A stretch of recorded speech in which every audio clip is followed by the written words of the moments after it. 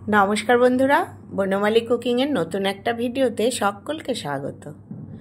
আজ আমি পেয়ারা দিয়ে ঘরেই কিভাবে কোনো কেমিক্যাল ছাড়া, ফুড কালার ছাড়া কিভাবে এত সুন্দরভাবে জেলি করে নেওয়া যায় তারই রেসিপি তোমাদের শেয়ার করব।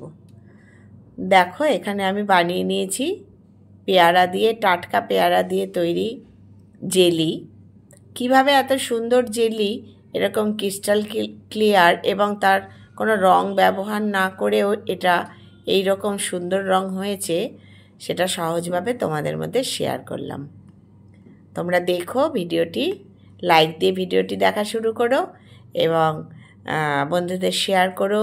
নিজেরাও বাড়িতে করে খেয়েও দেখবে খুবই ভালো হয়। আগেই বললাম পেয়ারা দিয়ে বানিয়েছি। এই জেলি বানানোর জন্য প্রথম উপকরণ হচ্ছে পেয়ারা। সেই পেয়ারাগুলো নিতে হবে খুব ভালো, যাতে সেটা খুব বেশি পেকে গেলে যেমন একটা পেয়ারার গন্ধ হয় সেরকম পাকা যেন না হয়, আবার শক্ত পেয়ারা দিয়েও খুব বেশি ভালো হয় না। তাই যে পেয়ারাগুলো দেখে মনে হবে যে পেকে গেছে কিন্তু একটু শক্ত মতো, বাইরেটা দেখলে মনে হবে পাকা এবং ভেতরটা দেখলে মনে হবে শক্ত, সেই রকম পেয়ারাই বাছাই করে নিতে হবে। দেখো, বাচ্চাদের টিফিনেও এটা রুটির সাথে জেলি মাখিয়ে দিতে পারো। এই হোমমেড জেলি খেলেও কোনো ক্ষতি নেই এবং বাচ্চারা সেটা ভালোও খাবে। দেখো, আমি পেয়ারাগুলো এরকম নিয়ে নিয়েছি। ওপরটা সাদা হয়ে গেছে কিন্তু শক্ত রয়েছে। আর নিয়েছি কটা পাতিলেবু, এটা আমার লাগবে এই জেলি করতে। পেয়ারা আর লেবু আমি ভালো করে ধুয়ে নিয়েছি। এইবার দেখো, কাটাটা কোনোই ব্যাপার নেই, তুমি যতটা পারো ছোট ছোট করে কেটে নিলে এটা সুবিধা হবে করার জন্য। তাই আমি যতটা সম্ভব ছোট ছোট করে কেটে নিচ্ছি। তোমরা তোমাদের সুবিধা মতো এরকম কেটে নিতে পারো। এইভাবে আমি সব পেয়ারাগুলোই কেটে নেব।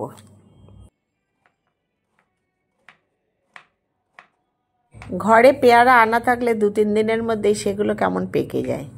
সেই কারণে এই রকম পেয়ারা যদি পেকে যায় তখন ফেলে না দিয়ে সেই পেয়ারা দিয়ে এই রকম জেলি কিন্তু বানিয়েই নেওয়া যায়।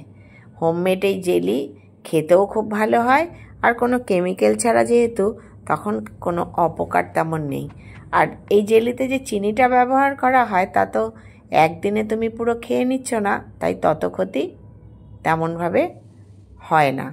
এই দেখো, আমি লেবুগুলো নামিয়ে নিলাম আর আমার এতটা পরিমাণ হয়েছে, সব পেয়ারাগুলো আমি কেটে নিলাম। এইবার চলে এলাম রান্না পর্বে। দেখো, গ্যাসে একটা প্যান বসিয়ে দিয়েছি আর পেয়ারার টুকরোগুলো সব আমি দিয়ে দিলাম। দিয়ে এবার জল দিয়ে দেবো এটা সেদ্ধ করতে। জলটার একটা মাপ আছে, যতটা পর্যন্ত পেয়ারাগুলো ডুবে থাকে সেই রকমভাবে জল দিতে হবে, কারণ এই জলটাই আমি নেব এরপরে। এবার ঢেকে দিলাম। ঢেকে গ্যাসটা জ্বালিয়ে সিমে করে 30 থেকে 35 মিনিট এটা আমি ফুটিয়ে নেব। দেখো, আমার হয়ে গেছে ফোটানো, প্রায় 30-35 মিনিট হয়ে গেছে। মনে হয় এটা সেদ্ধ হয়ে গেছে। যদি বেশি একটু শক্ত পেয়ারা নাও তাহলে সেটা 1 ঘন্টা থেকে 1 ঘন্টা 10-15 মিনিট সেদ্ধ করে নিতে হবে। যেহেতু আমার পেয়ারাগুলো পাকাই ছিল তাই জন্য এটা 30-35 মিনিটেই হয়ে যাবে, নরম হয়ে গেছে। এইবার আমি একটা এরকম ডাল ঘুটুনি দিয়ে এটা ঘুটে নেব যাতে এটা নরম হয়ে যায়। তোমরা ম্যাশার থাকলে তা দিয়েও করে নিতে পারো, কিন্তু কোনোভাবেই এটাকে ঠান্ডা করে মিক্সিতে দিয়ে পিষে নেবে না, তাহলে না এটা থকথকে হয়ে যাবে আর এর যে রসটা বেরিয়ে আসবে সেটা তুমি আলাদা করতে পারবে না। তখন আর এরকম সুন্দর ক্রিস্টাল ক্লিয়ার জেলি তৈরি হবে না, তখন জ্যাম তৈরি হয়ে যাবে। এই যে দেখো, আমি এটাকে খুব ভালোভাবে ঘুটে নিচ্ছি, যেমন করে আমরা ডাল ঘুটি সেরকমভাবে এটা ঘুটে নিচ্ছি। এতে পুরোটাই জলের মধ্যে বেরিয়ে আসবে, এর রস টসগুলো সব কিছুই বেরিয়ে আসবে, ছিবড়েটা আলাদা হয়ে যাবে। এটা করে নিলাম। এইবার একটা ছাঁকনি দিয়ে আমি এটা পুরোটাই ছেঁকে নেব।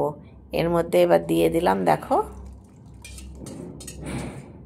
এরকম একটা স্টিলের যেটা ঝুড়ির মতো, তার উপর আমি বসিয়ে দিলাম। অনায়াসেই জলটা নিচে চলে যাবে, আর যে শক্ত অংশগুলো রয়েছে সেগুলো একটু চেপে চেপে দিয়ে এর রসটা পুরোটাই বার করে নেব। অংশগুলো একটু ঘষে ঘষে নিলে এর থেকে শেষ পর্যন্ত যে রসটুকু বেরোবে সেটা তুমি বার করে নিতে পারবে। আমি পুরোটাই চেপে চেপে নিয়ে নিলাম, আর ছিবড়েগুলো এর ওপরে পড়ে থাকলো। দেখো আমার অনেকটাই বেশ এর রস তৈরি হলো। আর এই ছিবড়েগুলোও আমি ফেলে দেবো না, রসটা আলাদা করে নিয়ে এই ছিবড়েগুলো বাগানের এক জায়গায় আমি ফেলে রাখবো, সেটা পরে আমার মাটির সাথে মিশে সার হয়ে যাবে। আর দেখো প্যানটা ধুয়ে এবার বসিয়ে দিলাম আবার।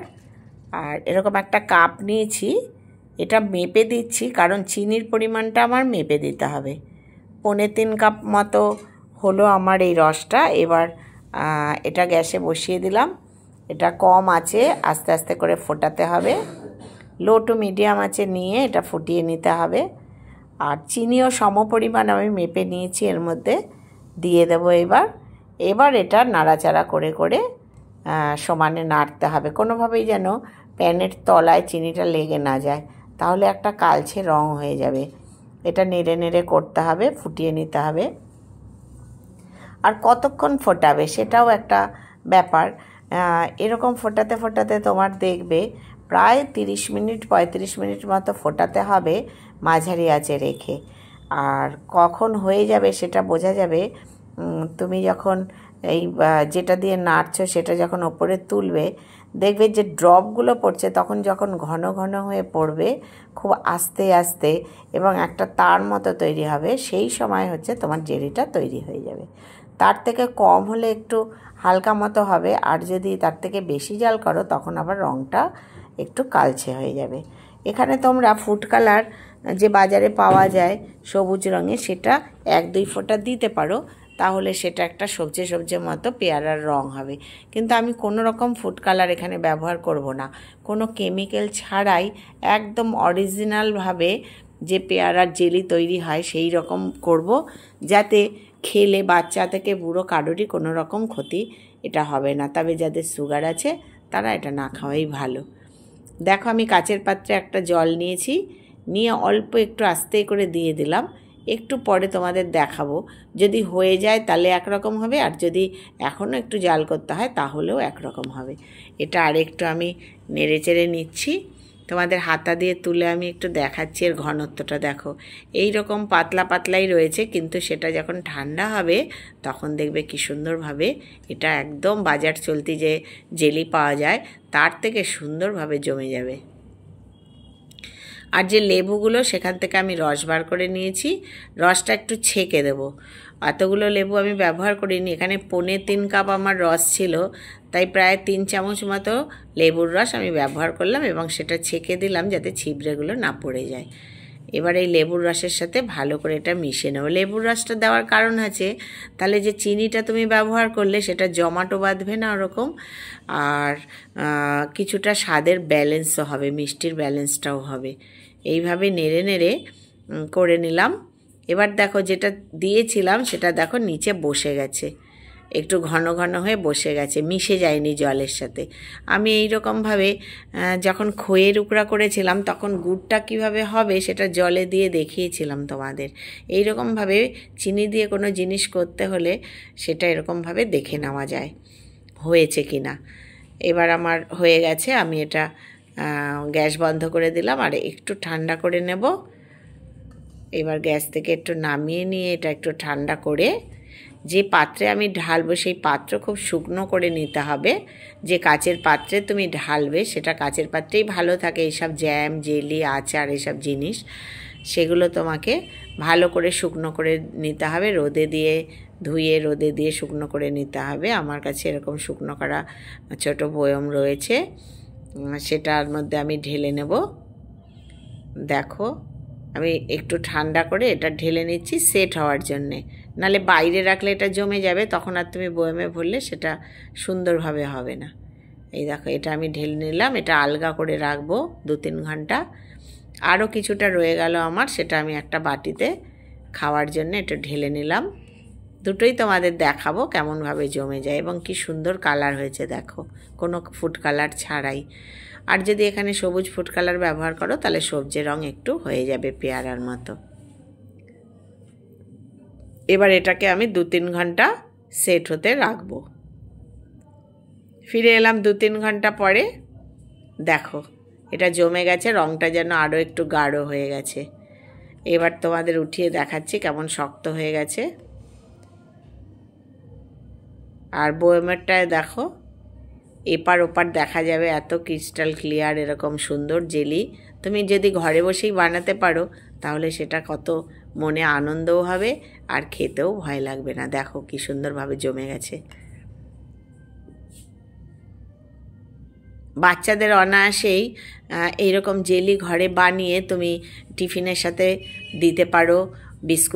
দুটো বিস্কুটের মাঝখানে লাগিয়ে বাচ্চাকে খাওয়াতে পারো, গরম রুটির মধ্যে লাগিয়ে দিতে পারো, বা পাউরুটি দিয়ে এরকম জেলি ঘরে খেতে পারো। তোমরা তো জানোই কিভাবে জেলি খেতে হয় এবং ছোটদের কিভাবে খাওয়াতে হয়। আর যদি ঘরে এরকম তৈরি করো তাহলে সেটার ক্ষতির পরিমাণটা অনেকটাই কম, উপকারী হবে বেশি। দেখো আমি গরম রুটিতে লাগিয়ে নিলাম নিজেই খাওয়ার জন্য। আর যাদের সুগার আছে তারা এই জিনিসটা অ্যাভয়েড করাই ভালো, যেহেতু এটা চিনি দিয়ে তৈরি। দেখো গরম রুটিতে লাগিয়ে একবার এরকম জেলি খেয়ে দেখো কত টেস্টি হবে। আমার আজকের ভিডিও যদি তোমাদের ভালো লাগে তোমরাও এরকমভাবে করে নিও, বন্ধুদের মধ্যে শেয়ার করো, আর সাবস্ক্রাইব করে আমার পাশে থেকো। কমেন্ট করে জানিও কেমন হলো, আর বানিয়েও জানিও কেমন হলো। দেখো আমি এটা মোড়ে নিলাম, লোভ সামলাতে না পেরে খেয়েই নেব। আর তোমাদের একটু ভিডিও ছবি দেখালাম।